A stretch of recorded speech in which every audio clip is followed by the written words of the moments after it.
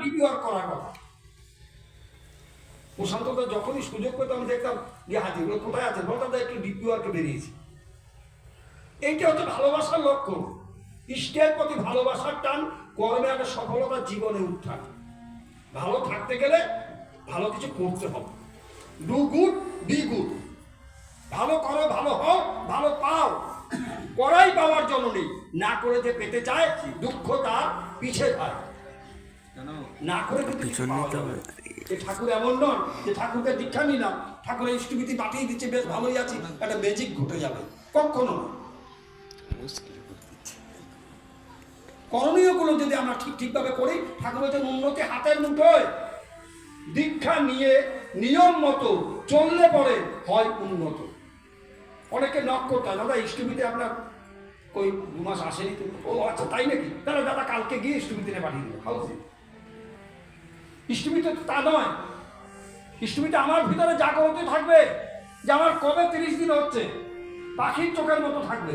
30 দিন একদিন ঠিক ইষ্টবিধি পাঠিয়ে দুটো গুরু ভাইকে ভাতৃবীর্য দেবো। পরিবেশের উন্নয়নের জন্য ভূতপূজ্য কিছু তুলে রাখবো। এইটা হচ্ছে ইষ্টপ্রীতি। কে আমার বাড়িতে যাবে, কখন নিত্যানন্দদা কখন বাড়িতে যাবে, গিয়ে নক দাদা আপনার ইষ্টবিধিতে হয়ে গেছে দিন গো। কেন?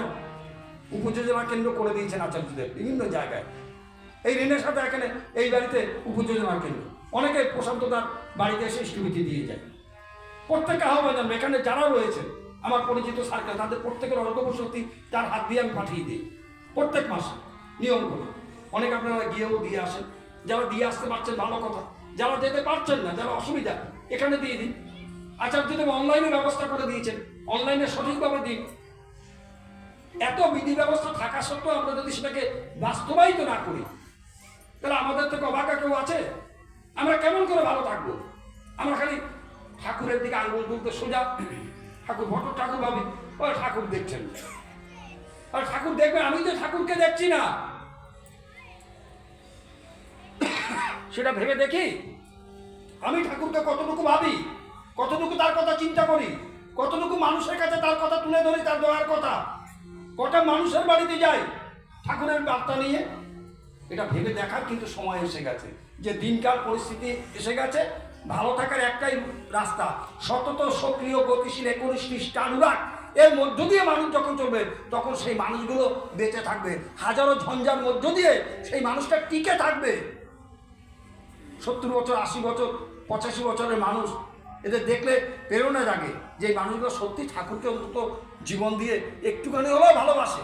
নাহলে মানুষগুলো টিকে আছে কি করে? এখানে বসে আছে এই রঘুনাথ কর্মকার, সবাইটু করে বাড়ি।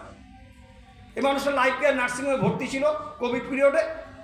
তো এক একটা করে লাশ চলে যাচ্ছে, না বলে পারি না।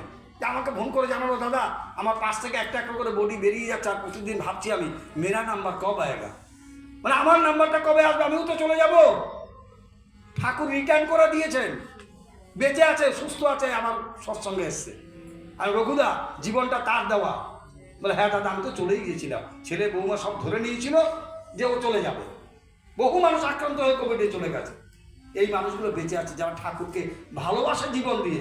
এখনও স্কুটি চালিয়েও সরাইটি করতে কাঞ্চননগরে যায় ইষ্টবিধি